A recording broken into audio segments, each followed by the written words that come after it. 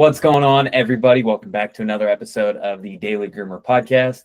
I'm your host, Alex, and today I'm here with a new friend of mine, Crystal Gonzalez. Crystal bought Pooch a la Mode in Chicago, Illinois, 8 years ago. She bought the salon from somebody else, so she's been through what I would call like an acquisition, right? And she has actually, quote unquote, rebuilt the salon from scratch 2 times. You'll find out a little bit more about what that means as we go into this episode here. But what's important before I bring Crystal in is that I explain why Crystal's here. Crystal's here because she said something when I talked to her the first time that caught my ear and honestly never left. She's all about perceived value. And if you've listened to our episodes in the past before, you know that perceived value as a salon is your biggest and most important tool to build a profitable, growing business. And so Crystal has put a lot of emphasis into the perceived value of her salon. And I brought her on today to teach us a little bit about that, why it's important to her, what they've done to implement some things there. But then also she's got a very interesting staffing model that she's in the early innings of. And I thought it'd be interesting to have her come on and explain that as well. So without further ado, let me introduce Crystal. Crystal, welcome so much to the show. Thank you. Happy to be here. All right, so I know that was a long-winded intro. That was the most I ever will talk, I promise. No worries. My role here is just to ask you some questions and learn a little bit more about what you've built at Pooch a la Mode. Am I saying that right? Pooch? Yeah. Pooch a la Mode? Okay, cool. Yes. So you were correct. I did buy the salon, but it was actually formerly called Barking Beauties. Okay. And then we did a DBA, and now it's called Pooch a la Mode. When we did the rebranding, it took a little bit to get there, but yeah. Okay, so before we even jump ahead to the rebranding, take me way back to the Barking Beauties days. And we don't need to go, we can go as deep or as shallow as you want. Mm-hmm. But just tell me about how you got even started.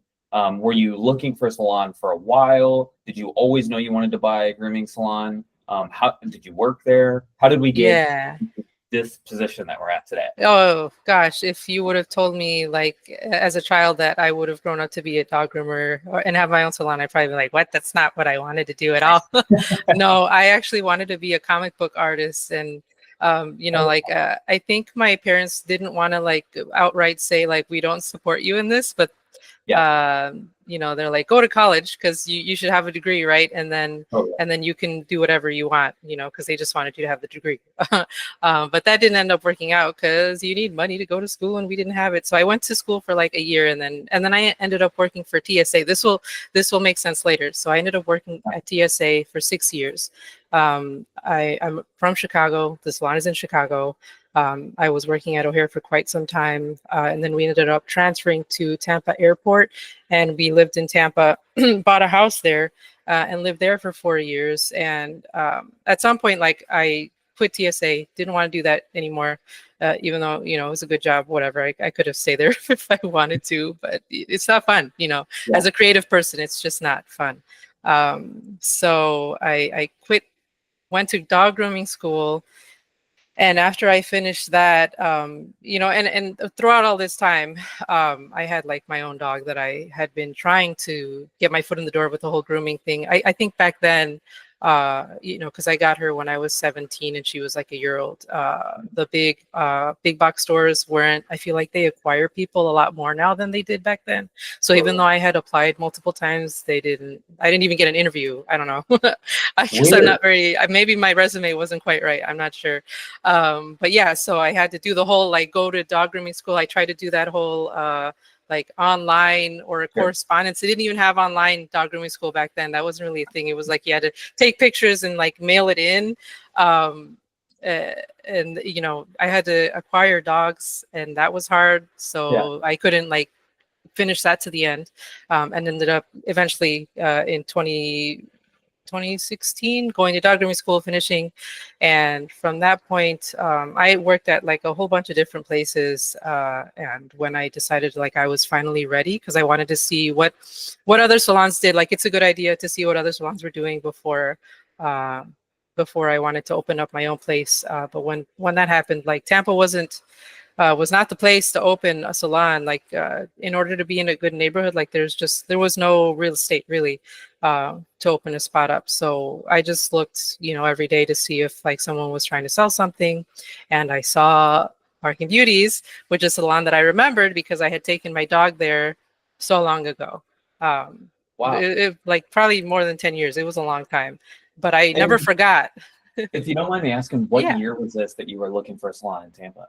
It is probably about like a year and a half after I left grooming school, like Okay. when I finished the program in 2016. So it wasn't that long from the school to And working at a couple different places and then opening up my own thing, okay, or yeah. I starting mean, my own thing at. you Yeah. knew, it seems like right away when you were an employee, that you wanted to go start your own business. Yeah. No, I was actually a bather before.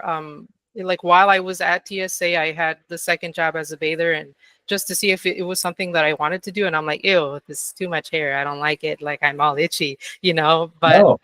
but the thing is, like the reason I even started it is like I've always liked making beautiful things. And Barking Beauties was like the second place that I took my dog.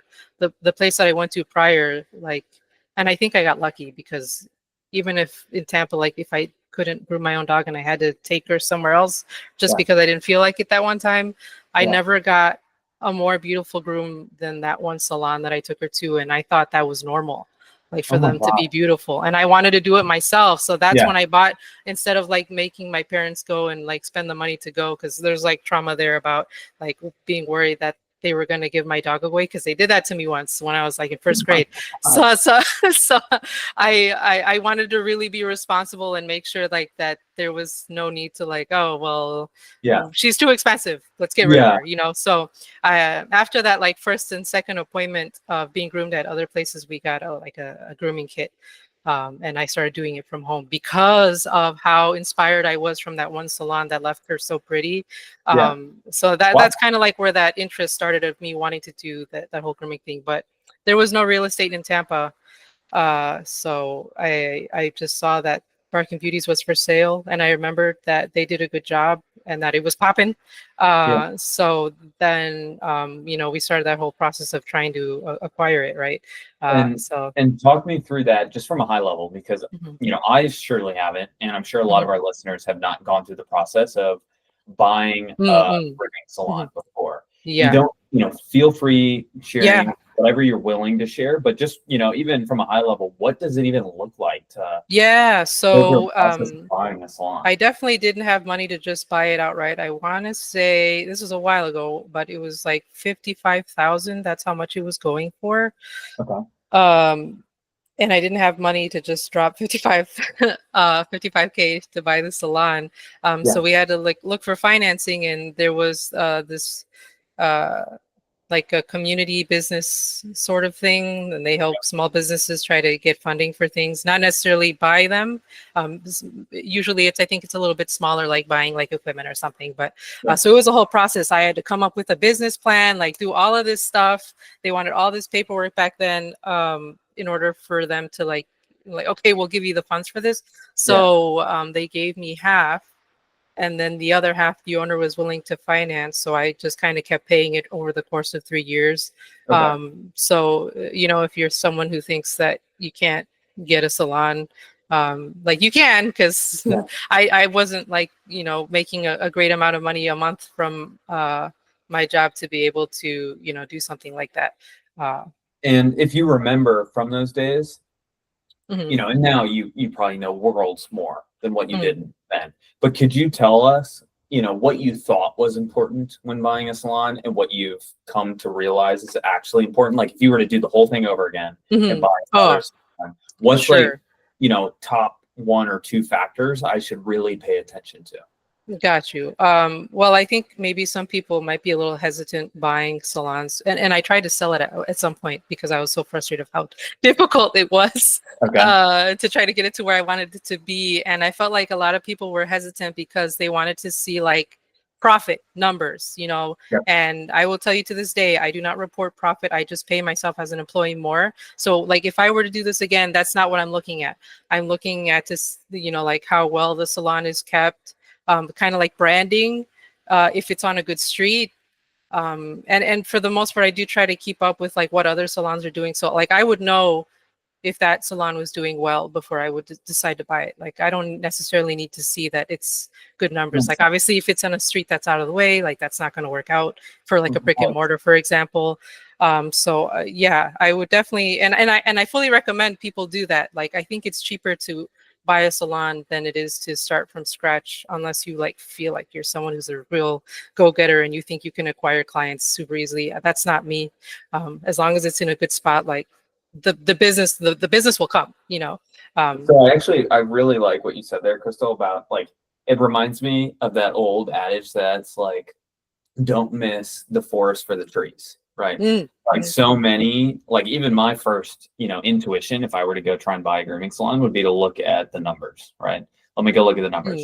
You're like, hey, don't, basically don't miss the forest for the trees. Don't mistake the numbers for the bigger swings of, is it on a busy street?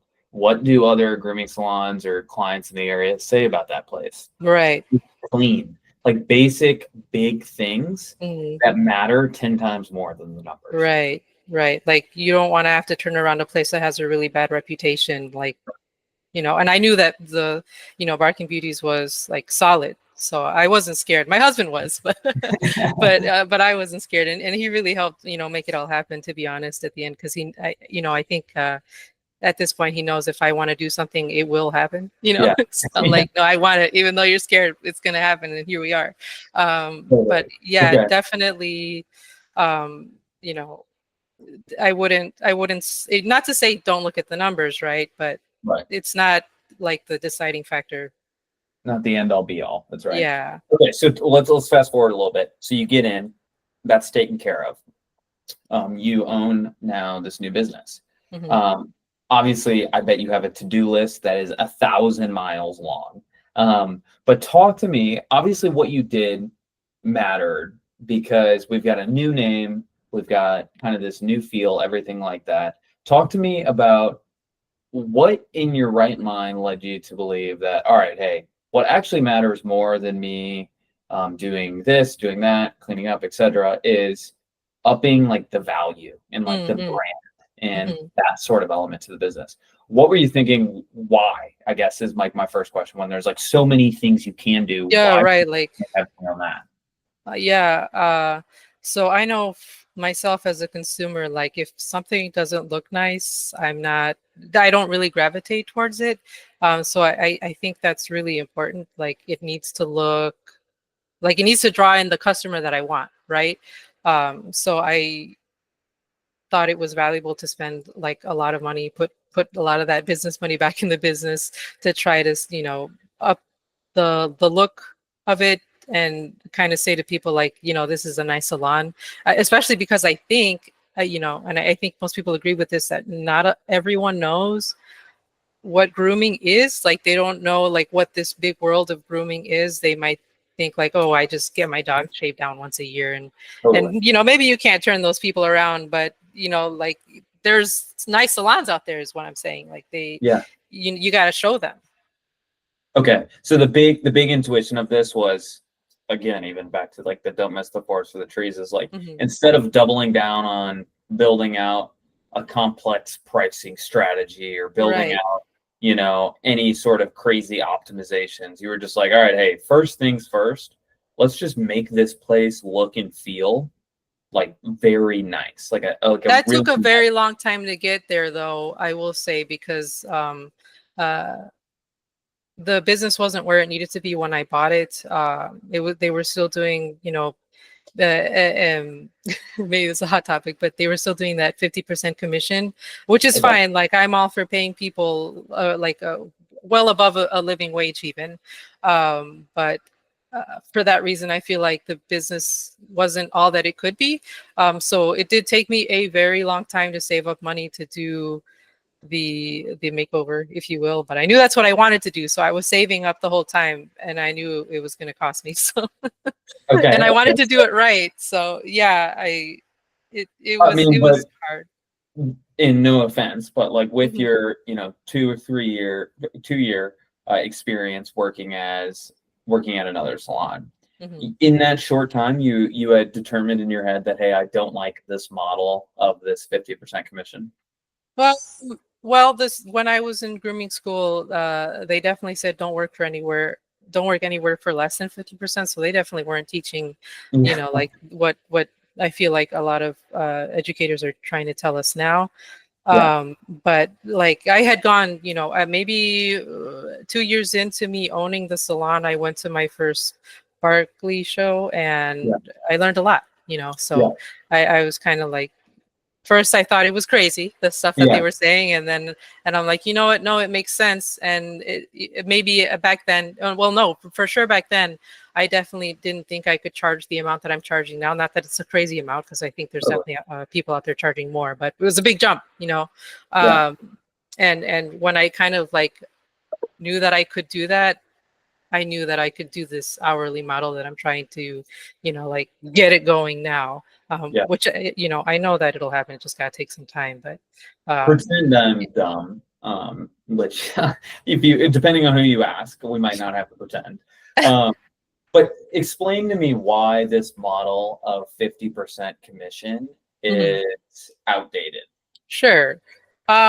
So maybe in some instances, because I'm not trying to offend anyone, but maybe in some instances, if you're like really like a really nice salon and you can charge a lot of money, even if you're as the owner are paying like a lot out of your 50% for your employees for the taxes and all that, maybe it doesn't matter because you're charging like that much money and you're able to keep some of that, right? And it's a Yeah. good amount. But I don't think that's most people. So for that reason, I don't think it works. Like, for example, when I bought the salon, the prices were like 50, 55. When I took over, I started raising them from the opinions of my employees to like 60, 65. Okay. And even then I wasn't making any money. Yeah. Yeah, and I was like cutting out things because of how little money we were making. They were doing great, but I was washing and drying their dogs. So I'm like, okay, let's get Right. this done. Like, oh no, it was so stressful, and I was stressed, and I think everyone could tell I was stressed. And you don't really want to put yourself in a situation where you're lacking because you don't have money when the business was doing fine. Like we had Right. dogs, but I didn't have any money. I don't know. That didn't make sense. So I'm like, garbage does not work. And maybe it's for everyone listening, it's more of a matter of like raising your prices to a certain amount so that your employees are making the same that they were on 50%. Got it. Yeah, so it I just, get what you're saying. I mean, it's a math game where yeah. hey, 50% it looks to mean a lot on Hmm. paper, Hmm. but Hmm. if you're only charging $100 Hmm. for easy math, Right. and $50 there, you can do the same thing if you charge 150 and do 30%, right? Right. Um, Right. okay, so it was basically net from a business decision. It was like, all right, the salon's doing well, but Hmm. I am struggling to make ends meet. Right. And I'm struggling to make ends meet. That means the salon is at potential at some point of closing. I mean, obviously, it Sure. brought you to Right. the point where you were considering selling it. And Right. so the stuff had to change. Now, there's not a whole lot of what I would call like variation out there, right? Like you Mhm. could change the commission percentages and Right. stuff, you raise your prices. But it sounds like you did something even further outside the box here, or you're experimenting Yeah. further outside the box. Talk to me about that. So let me start by saying, like, I had this one employee, I trusted her with, like, I trusted her so much, like, with the life of the business. Like, I knew whatever dog I gave her, she could handle it. Um, but there was no amount of money, and truthfully, even if she moaned and groaned sometimes about coming to work, I do think she liked working there, because you don't say for some, working for some place for 5 years if you don't like it. Totally. And I know that, and I think she knows that I know that. But like there was no amount of money that I could pay her to do the job exactly how I wanted it to be done. And at the end of the day, I had to tell myself, like, something's like, I can't be repeating myself, like, this is how I want the rooms to look every Yeah. single day. Like, she just needs to learn how to do the job once or twice, and then it should kind of be pretty consistent after that. And I felt like there was a lot of variation. So f- for the respect for the amount of years that she was a groomer, it didn't make sense for me to continue like trying to do that whole like hourly thing. I feel like that would be a slap in the face. And for any groomers listening, like, I totally feel that 100%. Like, the percentage makes sense. Like I think groomers should be paid generously. So I knew that that was not going to work for my business. So I had to just start from scratch. And I unfortunately had to let her go because I knew that she could find a better opportunity somewhere else. Like I'm Right. not going to offer her to work here for hourly when I know she could go work for 50% somewhere else. And she was a power groomer. Like she made money. If there were dogs there, she would do it, Yeah. So I had to let her go. And, it's not that I'm saying grooming is a low skilled job, because it absolutely isn't. But I needed to try to make it more of a low skilled job to justify being able to pay an hourly wage so that, like someone who's never been grooming before can get started and grow from there. Okay. So right now in Chicago, I think it's like 16, 1660, 1560. It is what it is on the QuickBooks. I forget what it is. Whatever it is, it's supposed to be, that's what it is. If you just Google it. I can't remember off the top of my head. So like imagine trying to like get a groomer to work for that amount of money. Like absolutely not. Absolutely not. Yeah. So that's where I came up with this idea to try to make it more of a lower skilled job. And I just wanted to separate everything. Like if I could get someone to churn out like the same job and do that same job 3 times in an hour, like we could really get more dogs in without like causing too much stress, or really no stress at all. And they'll be like really good and really efficient at their job. Because trying to even teach people, I tried to teach people how to groom and that wasn't working either. So I'm like, well, if they just did clipper work every day, they're going to be really good at that in like 2-3 months, Totally. And I do think that the girl that I have doing my clipper work right now is like a little bit exceptional. This might not work again for like, for example, the scissor work, but I think clipper work is like a good place to start. Like you just do it, Yeah. And she could get good, and she's gotten really good at it now. Like I don't even have to do anything. Right. So I just go in there and I have a beautifully prepped clip dog and I just scissor it, and it's worked out really beautiful. So because she started from the bottom, now that she's gaining speed, like, and then I've explained this model to her as well. Like if you can do 3 dogs in 1 hour, you'll make more money once we get those numbers up. So we're still starting, but it's beautiful now. And like, that's proof to me that this is going to work. Okay. Right now she's using a corded clipper, so we're working on that. She's going to get a cordless one, and we know the speed's going to go up after that. Totally. Okay, so to recap, to recap exactly what led you to this, and then what the model is, just so we're all aligned before I poke around and ask more questions. I have to make sure I understand this. Yeah. So what drove you to experiment with, let's call like a new model? You were getting squeezed on your profit margin, right? As a business owner, to be able to keep surviving. And there's this ever-present problem of finding high-skilled groups. Yeah. And so both of those things took you to the mirror and you said, something has to change. Yeah. And what changed is you moved from a commission / W-2 model to an hourly model where you can train low-skilled, or not even low-skilled. Entry-level. Yeah. Entry-level groomers, basically from scratch in a repeatable model. So that's what that shift was. And so to encapsulate this all, just so I'm understanding, now you are separating out the role by the task and paying hourly. Is that right? So this person that you were just mentioning, she only does clipper work and she gets paid by the hour, but her pay can increase if she starts to do more dogs per hour. Right. Okay, interesting. Okay, so many questions off of that. One, the first easy one, I guess, is like, all right, so this girl does clippers. You mentioned someone doing scissors. What are the roles or the specialties that you learn here? So it would be a clipper artist, a scissor artist, a bath artist. Oh, that was the other one I forgot. Prep artist. Yeah, so a prep artist, which that one, that one's kind of like more in the middle. Like they might have to step in and do a bath, dry, and then do just like the sanitary, paw pads, nails, and I think doing the shaving the ears. That's it. So, I mean, in my head, I'm thinking about this almost like like Ford's assembly. Yeah, right, exactly. So We'll be moving around the dogs. Like they stay in Yes. one spot and they'll be moving around. Okay. Yeah. So the dog is not.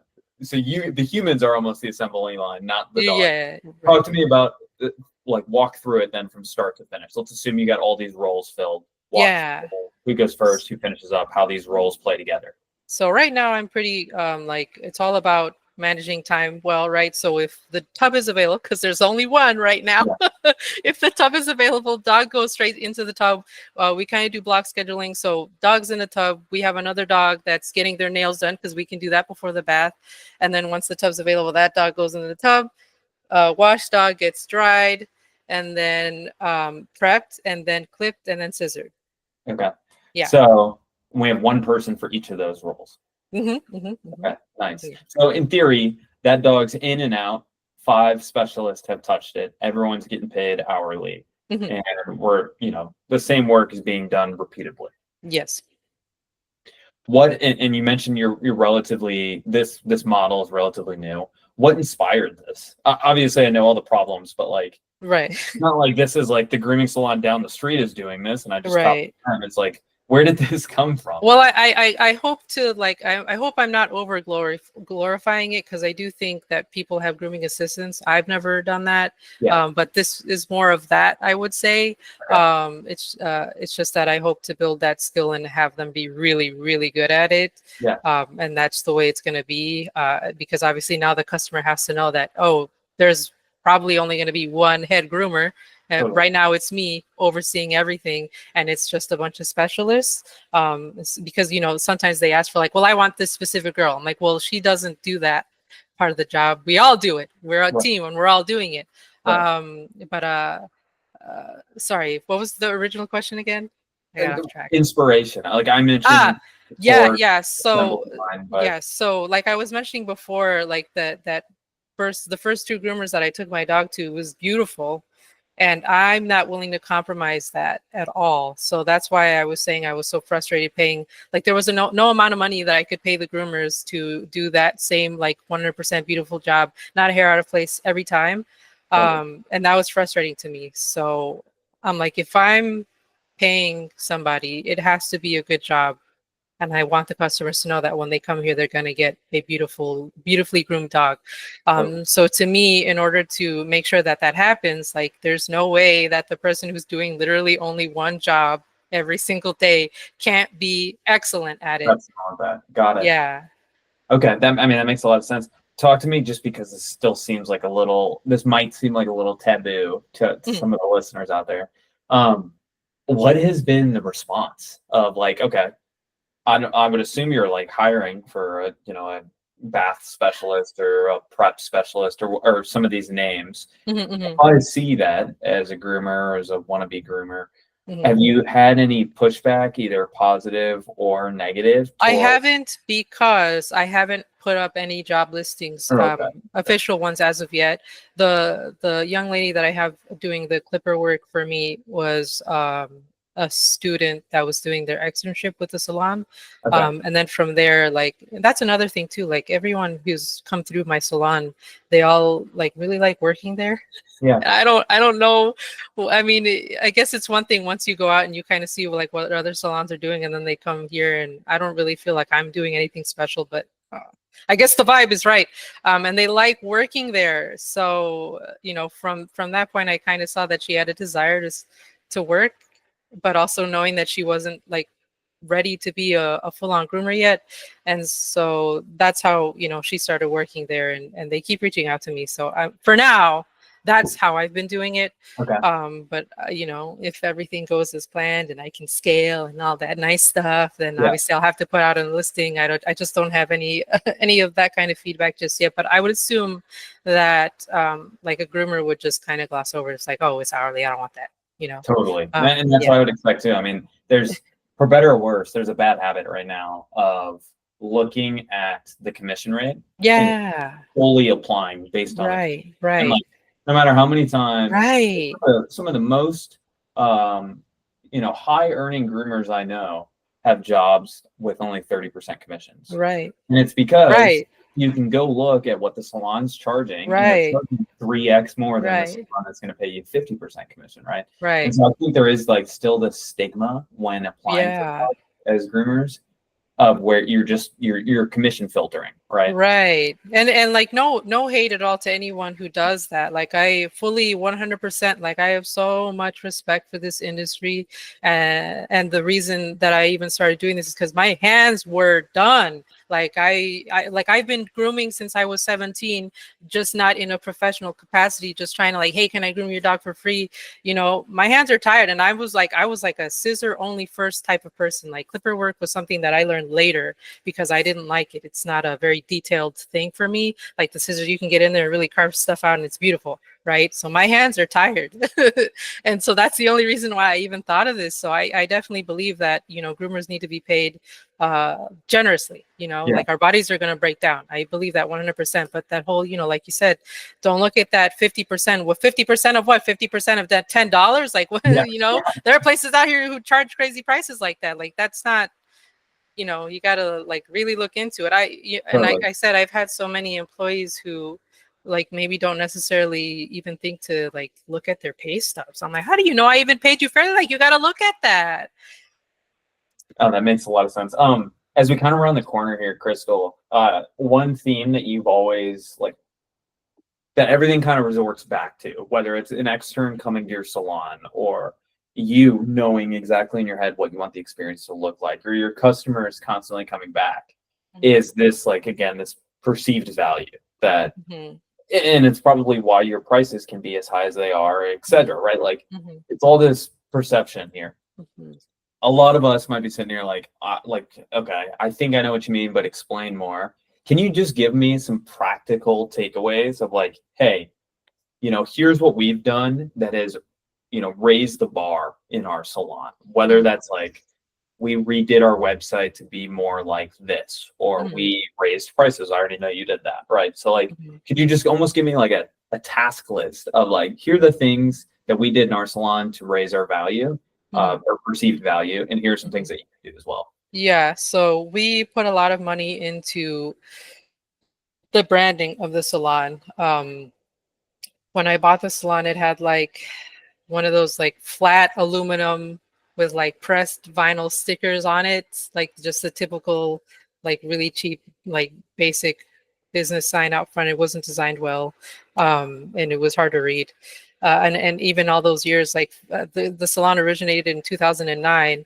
And even all those years, people were like, oh, I didn't know you guys were here. I'm like, what? We've been here. It's been here. You know, how do you not, you know, because they couldn't see it. So we spent a lot of money on, you know, doing rebranding, spending a lot of money on the business sign. It doesn't have lights on it, but it's like, you know, it's three-dimensional, like it's nice, and people can see it. So I think spending, you know, that putting that money into the branding, even if you don't, you know, even if you do it yourself, like just try to consider like what the customer is thinking when they see your branding. It's super important. Like branding is super important.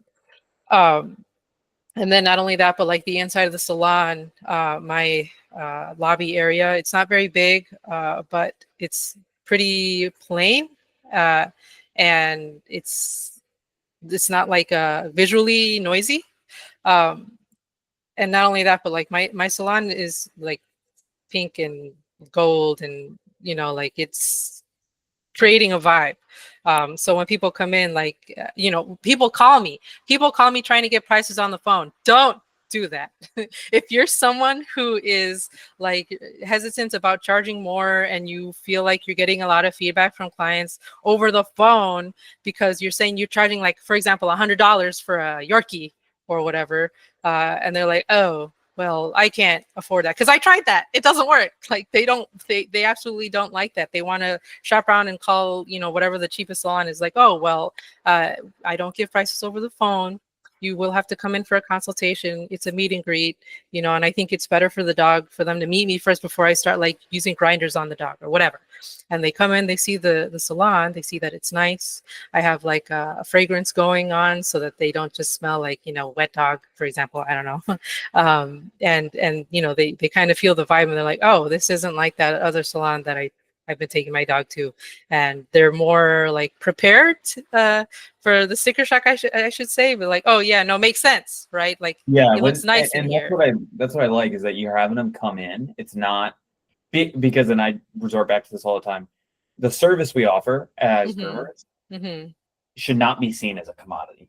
A lot of consumers will see it as a commodity. They'll look online or call 4 or 5 places and pick the cheapest price. But the second that you can get them in your door or get them to see what makes you and your services valuable, you've got them, right? That's why you having them come in your salon, the hardest sale is usually just getting them to come in. But I would venture to guess once you get them to come in, I would venture to guess that they typically end up booking because they look around at your salon, they talk to you, and they realize why it's maybe more expensive than the one down the street. No, I wouldn't say like it's not 100%, not even 90% of the people will do it, but it has made a difference because I'm happy. Like I don't have any clients that I don't want to do anymore. Like the people who come in, they see it. And I mostly say this because I don't want anyone to get discouraged if they try to do this and find that most people, like, I would say it's half, like it's at least half, you know, if not maybe 60% of the people do book, right? I don't want people to get discouraged.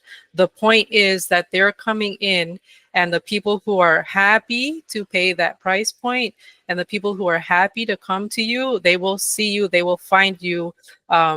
And that's what I hope the takeaway is. Like you can charge, and say this, you can charge pretty much whatever you want, so long as you're able to illustrate that to them in some way. And those people who are meant to be your clients will come and they will book. And now I don't have any more, because that was a big thing when I bought the salon. There were a lot of people who were not very nice, people that I did not like working for. And now, you know, maybe I have clients who are lovely and maybe their dogs are not the best, but like I love doing that dog because those people are so nice. And it's more about like that day-to-day, like having pleasant clients, pleasant customers, than like people who are just really rude. I don't have that anymore. I don't have to deal with that anymore. So that's been the biggest difference.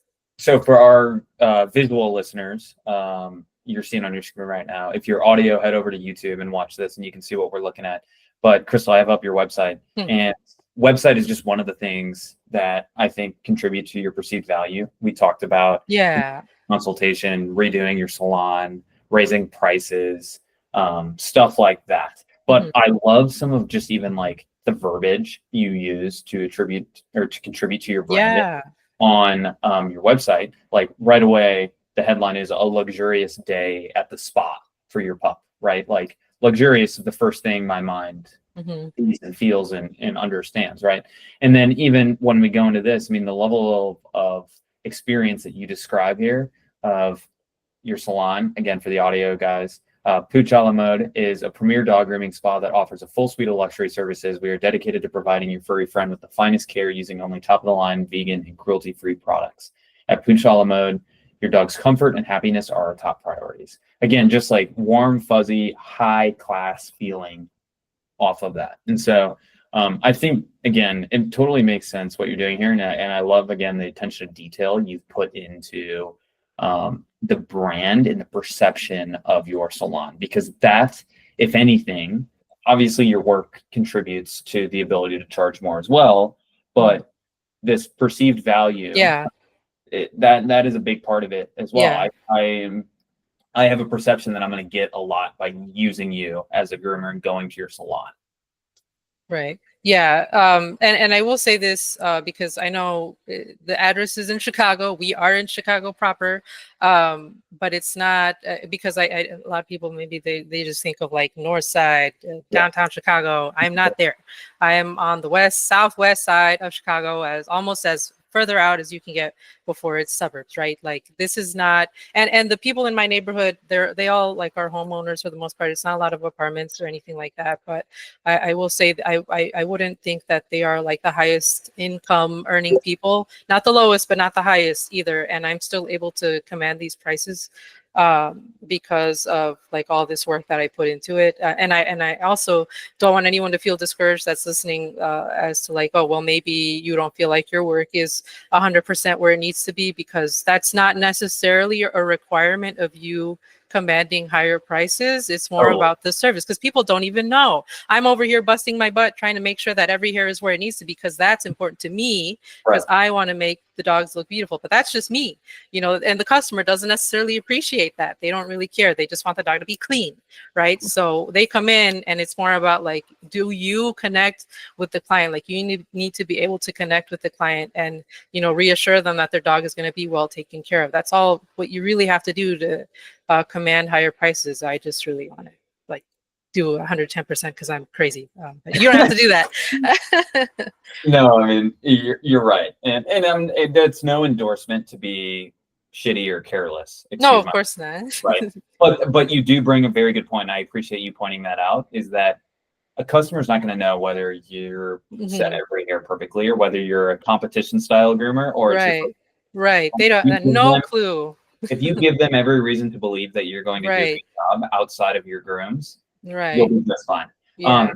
On that note, Crystal, I want to thank you so much for coming on. I want to give you the ability to shout out a place where people can learn more about you and Pooch a la Mode, whether that's your website or Instagram or Facebook, whatever that may be, just so people can poke around and see kind of this experience that you have talked about today. Yeah, so you guys could check out the website at poochalamode.com. I think that's probably the best representation of the branding. I do really like the whole, because I'm not a Facebook person, but Instagram, I really like doing that. And I bought like this heart ring light. So all the dogs we take pictures of, we do like either star ring light or heart ring light. And we send those photos to the customers and they really like those. I'm not super great at social media, but Instagram is one that like we really, really do enjoy. So, you know, feel free to check us out on Instagram at Pooch a la Mode as well. Awesome. Thank you so much, Crystal. We'll have to have you come on once you get the team filled out and see how this model, this new model plays out. I'm sure it'll play out very well, given everything that you've done thus far. But thank you again. For anyone that wants to get a hold of Crystal that can't, feel free to reach out to me and I'll put you guys in contact. Crystal, thanks so much. Yeah, no problem. Thank you so much for having me. And that's the pod.